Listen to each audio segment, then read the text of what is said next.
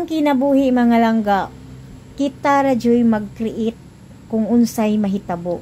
Kita ray muday mo decision kung unsay atong gusto karong mahitabo. Halimbawa mga langga, gusto kag kalinaw, mahitabo na kay imo man ang gustong kalinaw.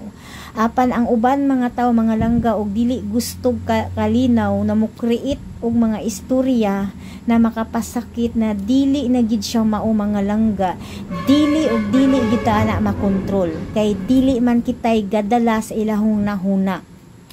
Kung ang tao wala na sila gapakalabot nimo sa imo ang pwede na mabati na pwede na masakitan ka mga langga, ila dyan ang buhaton kay ilaha man ang gidesisyonan mga langga.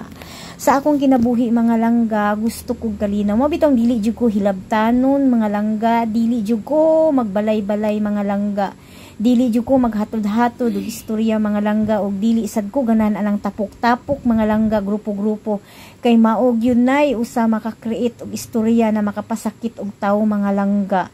Mao bitaw mga langga, pila ra gyud dili ko ganahan ng duha or tulo ako ang kauban-kaubanon sa kong kinabuhi, no?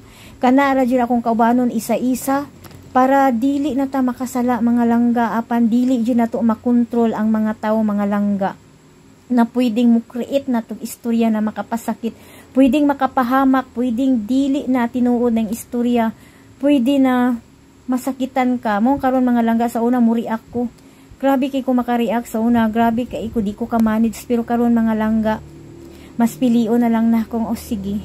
Pero dili pud ta ka itulirit, dili pud ko ganahan ng uto-uto na ko, no? So karon mga langga, mo lugar o mo distansya na ta ng mga tao na dili na makahatag na to og kaguol ba kasakit. Kana bitang ato nagbantay ta sa istorya na magbantay ta ba na dili jud ko ganahan og ingon ana mga langga, no? Makapasakit ba magpataka, so makasakit na ang pagpataka